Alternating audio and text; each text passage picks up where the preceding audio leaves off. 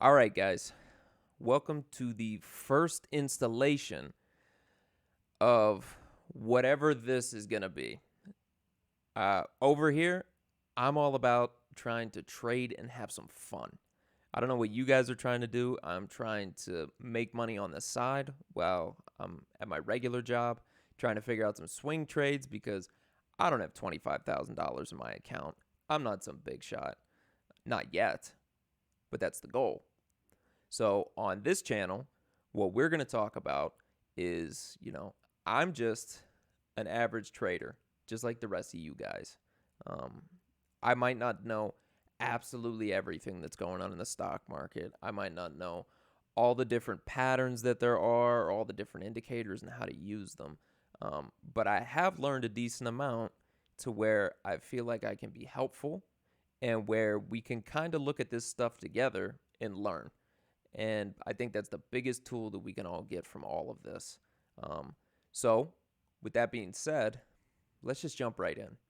I want to talk about at least 3 different picks that I've been looking at this week. And then we're going to see why I decided on actually choosing those ones in particular and how it's been turning out for me so far. Spoiler alert, not too hot for some of them. But it's all a learning curve. And the stock market has really been taking a beating the past few days. Even major brands and stocks like banks are going down. And I would have never thought that the government was going to let a bank fail, but it's still early. And there's still plenty of hope with that. So let's go ahead and check out Bank of America first off. This stock, I thought in particular was going to be a good idea. One, Warren Buffett's in it. I mean, come on, guys. I might not know a ton about trading. I do know if Warren Buffett's in it, you should probably get in it. Now, I don't know what kind of trading strategy you have. You might be a long-term investor. You might be short-term. You might be a penny trader, or you might be a day trader. I'm focusing pretty much solely on swing trades right now. Like I mentioned at the beginning, I don't have $25,000. So I'm stuck to that PDT rule right now, which means I can only day trade specifically, 3 times a week. Okay. It's not a whole lot of opportunities. And I got to be pretty damn certain that whatever I pick is going to be a good one.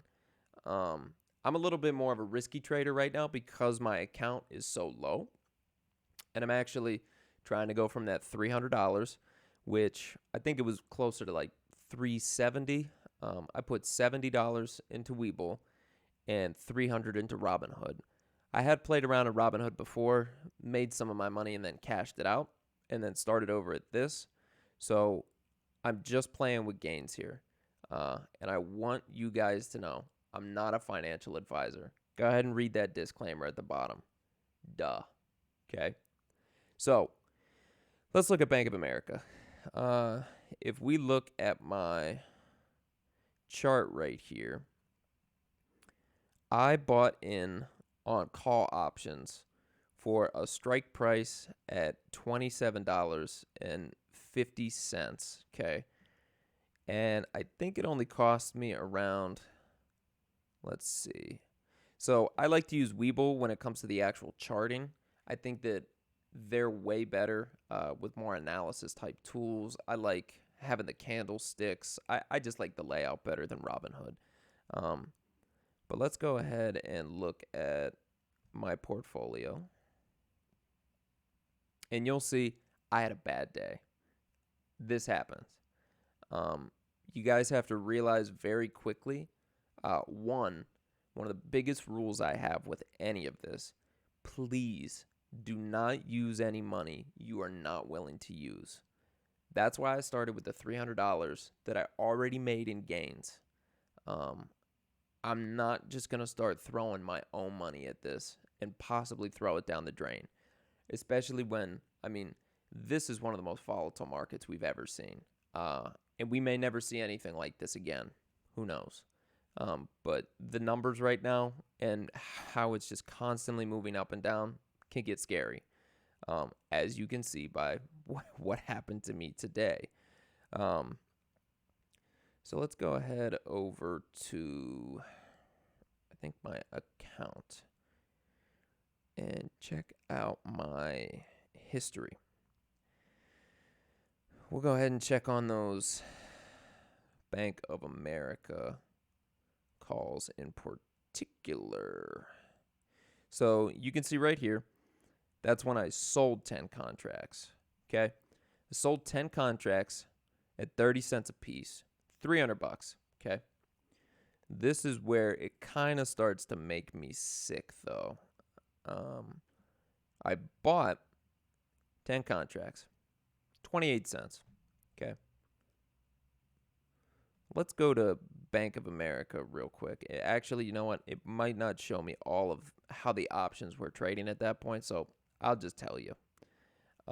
Basically, that 28 cents right there, Bank of America was at about 26, 25 or so when I bought those. Then the next day, they hit all the way to, let's go look at that chart, 27.75. Okay. I bought those calls at the open on Monday. Okay, which would have been right around there or so. Oh, wait, no, that's the 7th. Right around here. Okay.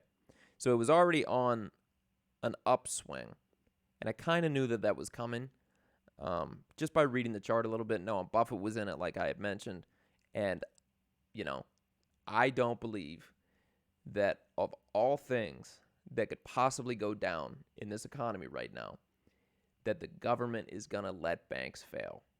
They just aren't going to do that. Okay. The banks make way too much money off you, and the government knows they have to keep them afloat. It's not just like any regular business. Okay. So I bought right there. I was up pretty good the first day. I think it was about $100 up, which for my account, fantastic. I mean, I was up maybe 15% already. And my goals, which I'll talk about in a separate video, I kind of want to do a separate series on that, $300 to $25K. And I want this one to be more focused on the actual stocks that I'm looking at. But for an account that I had about, I think the second week, $571, that was a decent chunk of change. My goal is 20% a week. And that already in a single day, I mean, I was already at my goal for the week. Then it got even better from there. Look at the next day. So this is on the 10th. Ended up a little bit lower, but still higher than where I bought it. I was still in the green, still feeling great about the potential because in after hours, it was starting to run a little bit, which was great. Then you see this giant leap. Okay, it goes the whole way from 26.54 to in the opening of the market, right here at this peak.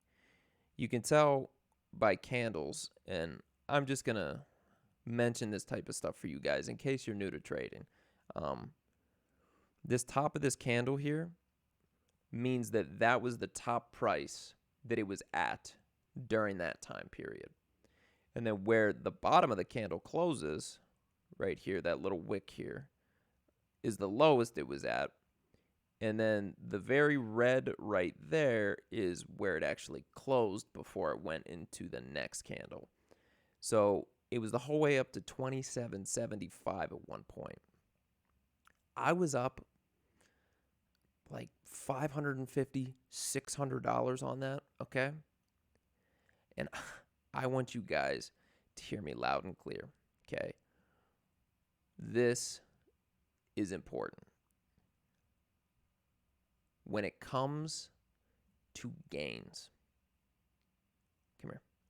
You got to hear me.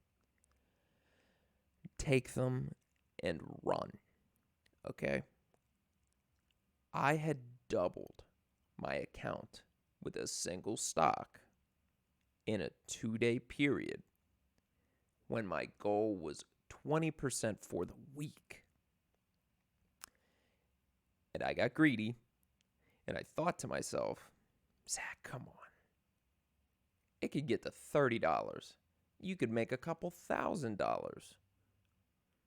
Well, let's see how that played out for me. Here's a hint. It didn't. Okay. If we look right here on the chart, you can see opening, doing solid. Then I saw, okay, it's starting to tank a little bit. But I wasn't losing my shirt and I wasn't losing my cool. Because a lot of times you do have to have heavy hands when it comes to stocks. You either buy low on dips or you have to be willing to hold through the losses. And right here, I thought to myself, okay, here's a good pattern that's forming again. Because it looks like it's trying to trend up. So I'm thinking, great, okay, it's going to shoot to 28 today maybe. Then here comes this burning inferno of death that decided to come this way. And I just kept holding. Okay. To be fair, I do have a full-time job. So I can't necessarily look at this all the time. Still, I should have set a limit. If you don't know how to set limit orders or anything else, like market sells, limit orders, trailing stop losses, anything like that, please comment on the video and I can upload what I would do in a situation like this. Clearly, I would need to follow my own advice. And that's part of what I want this to be, is I don't want to be one of those guys that you watch on YouTube or you see all those stupid ads from on Facebook, Instagram, and YouTube that are talking about, here's the easiest step in the world to blow up your account overnight. No, come on, guys. We're about learning to trade in a way that is sustainable, that is possible, and that can potentially give you financial freedom. That's my whole goal in this. I want to be able to do this full time, and I hope that you guys will be able to follow that journey to where I get to that 25,000.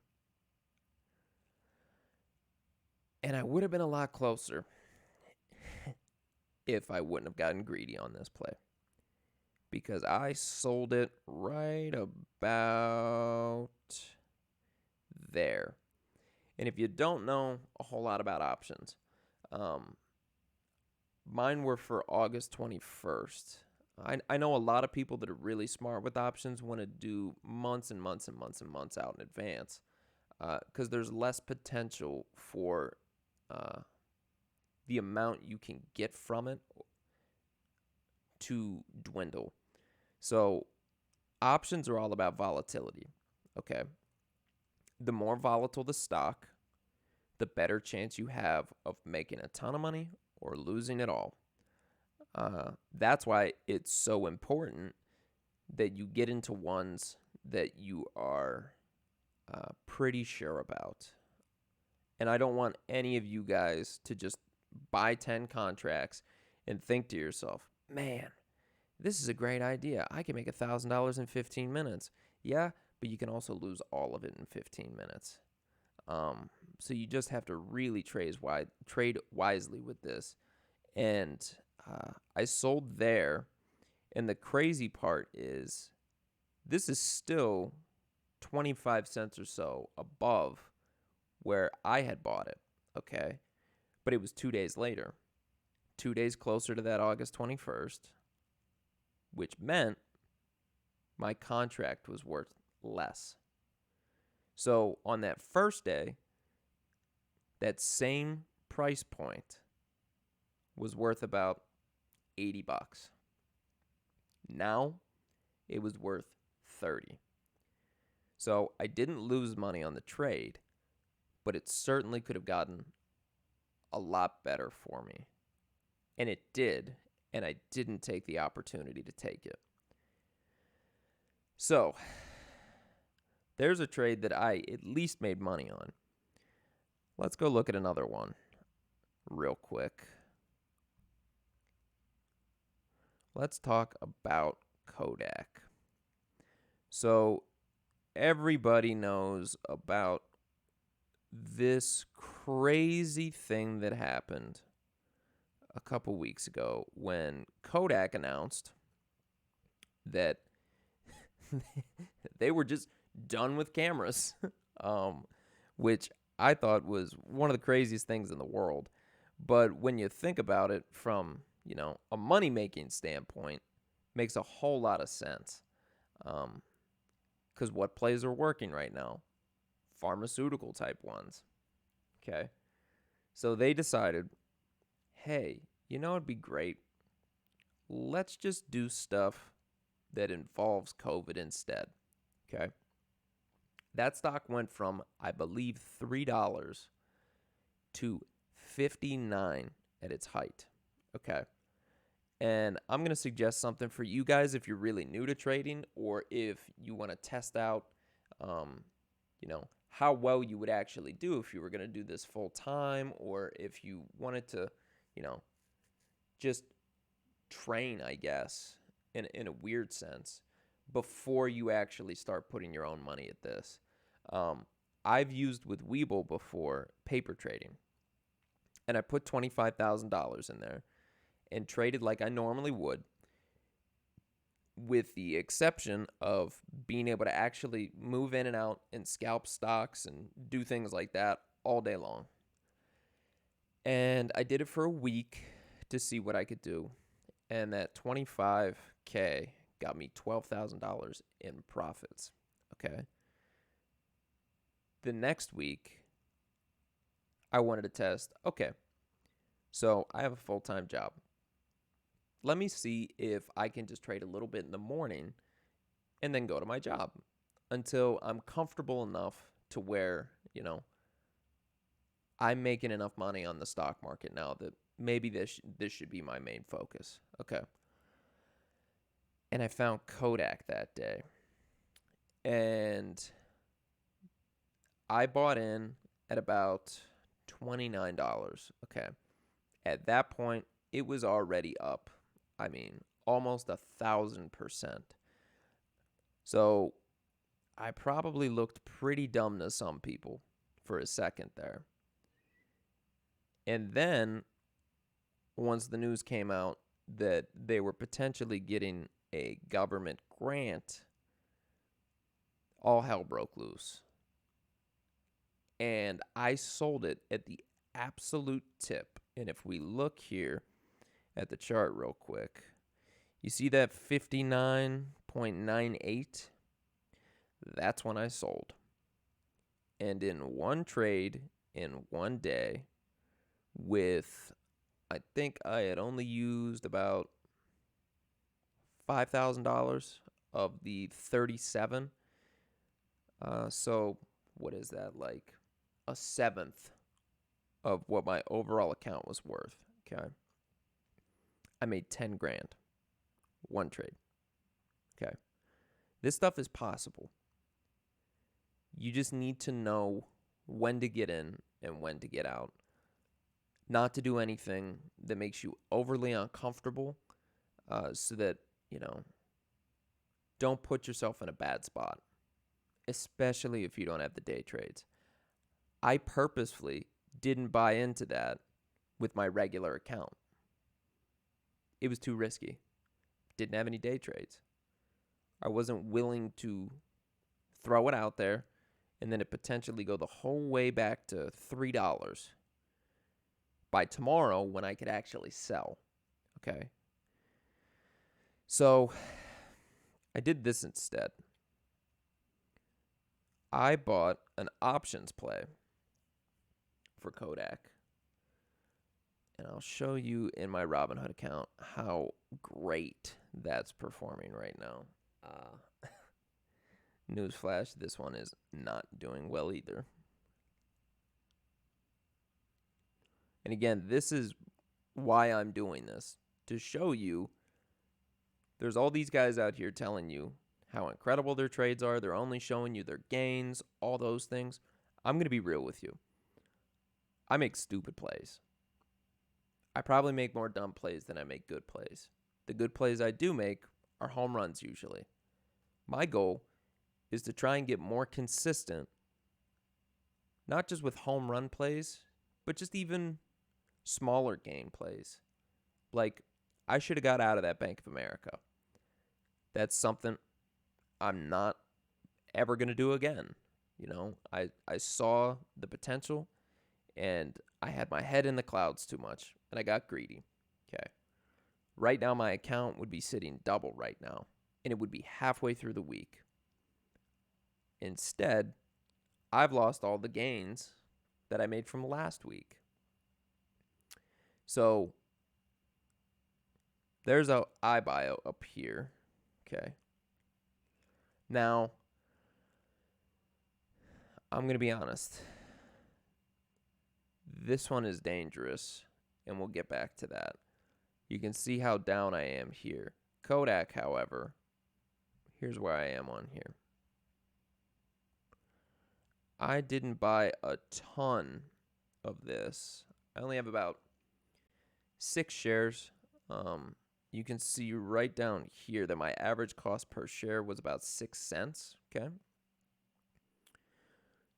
That's because I kept averaging down. It was at about 13 to 15 cents, which, if you guys don't know options at all, basically if you're agreeing to buy 100 shares at whatever that price is. So that average share price I have right here, 8 cents, sorry. I thought it was 6 for a second. That means that I've put a total of $80. Okay. $8 per contract. So I have 6 contracts. So it cost me about $48, as you can see on the left-hand side there. I'm currently down $42 on it because KODK, this play in particular, is for August 21st, and you can see down here for a $30 call. I should have made this a little bit longer of a play because KODK is still kind of under investigation to figure out if they pumped their own stock, basically. And once that's done, I kind of had the potential idea of, I'm willing to risk $48 for KODK to blow up if they get that loan, if they get the assistance, and if they actually start moving into that sector.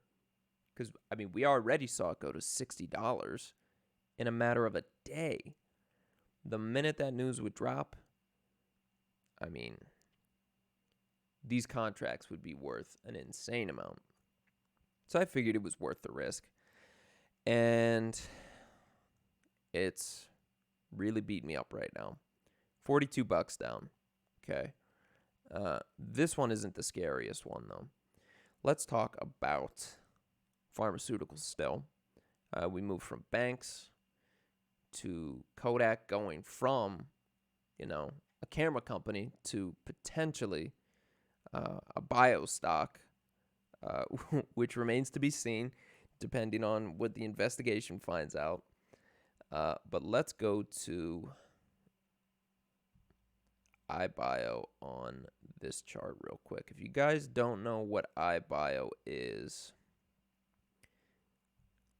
this is also a pharmaceutical stock, specifically surrounded by COVID-based news. Okay. So let's look at this chart real quick.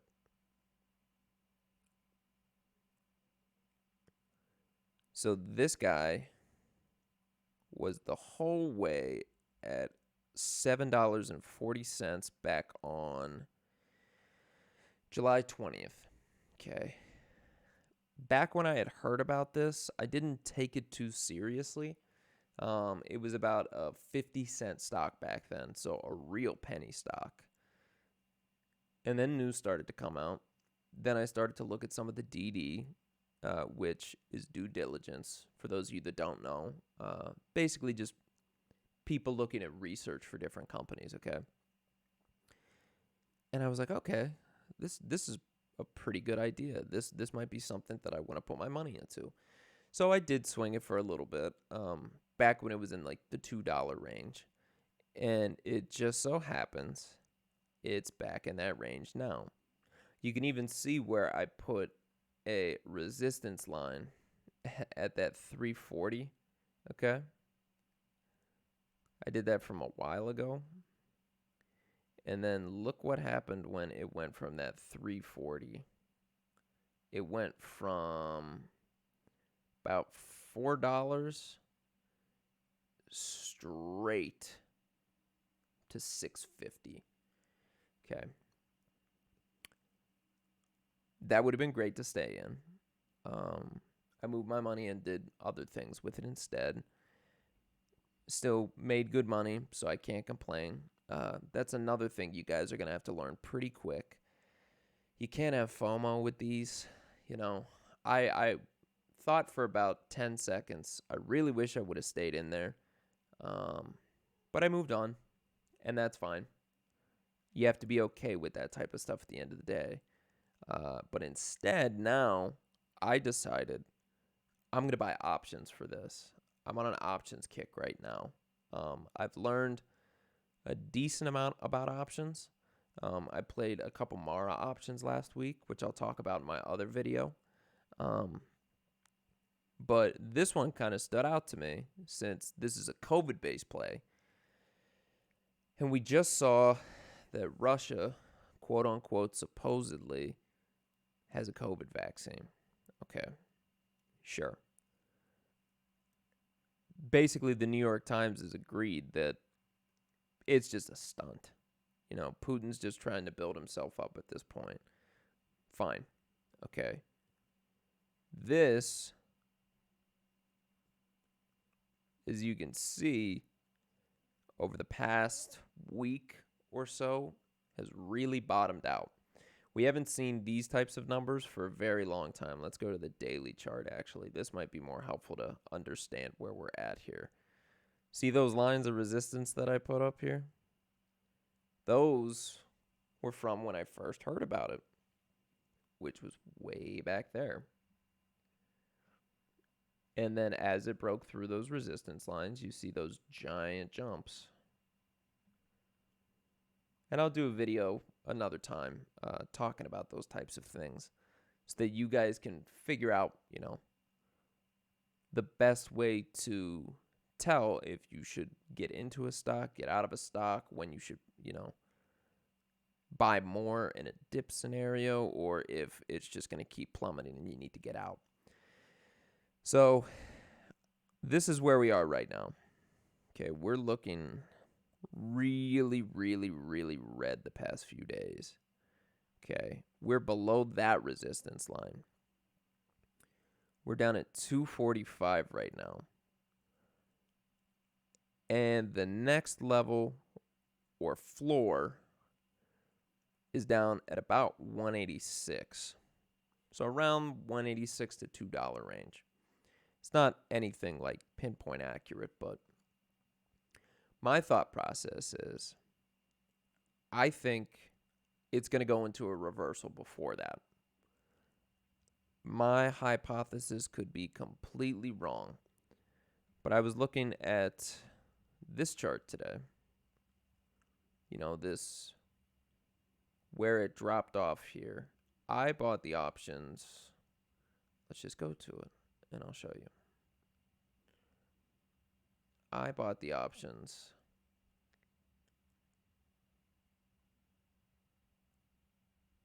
I think it was way down into that dip. But I'm still down pretty low because I bought a ton of them. I bought 25 contracts. Okay. Average cost is right around 0.196. So I bought some way up here at the beginning of the day because I thought there was going to be a reversal. Then I bought some at that 13. Then I bought some at that 18. Some more at that 18 again. And then finally more at that 13.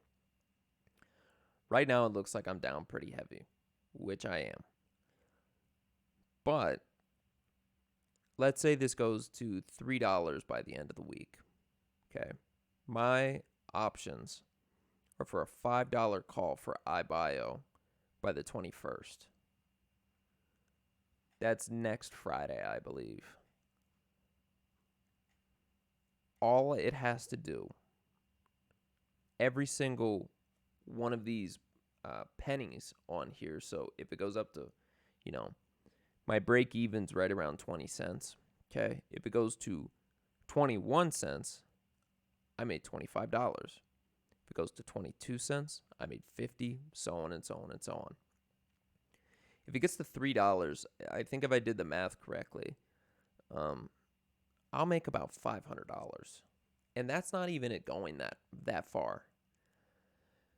But I am betting a lot on this. And that's why I'm not a financial advisor. Go ahead. Let's read this together. I'm not a financial advisor. This is for informational and entertainment purposes only. Duh. Because I'm trading a lot riskier than a lot of other people would because I'm willing to risk it. I'm using money that were gains to begin with, that if they disappear tomorrow, I won't be happy, but I'm not going to lose my shirt. I'm fine. It was money that I never pulled out anyway. So with this, I'm willing to sit on it. I might even buy more down on the dip. I don't have a ton left that I could possibly buy it with, but I'm thinking about it. So for the last little portion here, I just want to talk real quick about something that I think is really important, and I think you guys should think it's important too. Think about what goals you have, okay? I know what my goals are for each week, okay? I want that 20%. If I get more than that, great. That just means that if I have a week like what I'm having right now, I have a better chance of being able to have that 20% for those 2 weeks. So, for example, last week on Robinhood, I was up 81% on my portfolio. Now, I've wiped out all of that this week, but let's imagine I lost 40% this week instead. I'm still technically perfectly on track with what I'm trying to do. That means last week, after you take out those losses, it would be like 20% and 20%. Great. I've done the math on it.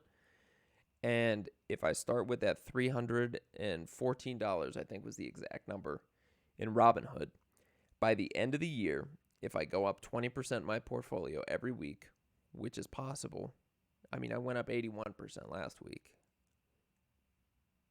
I will have about $11,000. Okay. Then with my Webull, started with 70. I was up to $200 last week. So I was up 185%. Okay. I can obviously lose a significantly bigger portion in there this week, but I haven't yet. That one is just dedicated to swing plays, okay? But that means I could literally lose 140% of what I had made from the previous week. So, I mean, like, we're talking like I could go the whole way back down to $100 or less and still be on track with what I want by the end of the year. With my Webull account, if I do the 20%, it's about $4,000 or $5,000 is what I'd have by the end of the year. Okay. So we're looking at about $15,000 is what my goal is right now by the end of the year. as long as I can trade the right way. And part of the reason I'm doing this is for you, so that you can see somebody just like yourself who's trying to figure this all out, who isn't, a professional, who only sometimes gets really, really good plays, but tries to focus more on being consistent than the guys who are constantly hitting home runs and not telling you about their, terrible, terrible losses. I'm going to be truthful on here. I'm going to be transparent. You can ask me whatever questions you want, and you're going to want to stick around for the next video to see how I got that 81% last week and then 185% last week in the Webull. And let's just go on this together and figure out how we can trade the best way that we can. I'm pretty excited for this, and I want to thank you guys for joining me for this first episode. And go ahead and like, subscribe, whatever you want to do. I'm not going to be one of those obnoxious YouTuber guys either that's like, hey man, you got to smash that like button and hit that bell, dude. Nah, man, I don't care. I'm just here for you guys. I'm here to have somebody else accountable for me too. If I'm doing something stupid, talk to me about it. We can talk about it on here. We can figure it out, but this is an open forum type thing where I want everybody's opinions to matter, and we can talk through whatever questions you have or anything else. Never going to call you stupid, because chances are I might not know the answer to the question. Anyway, thanks for tuning in, guys. Be looking for that next video that's going to be how I'm going from my $300 account the whole way up to $25,000 so that I could day trade for a living. Let's make this happen, guys. All right. I'll see you.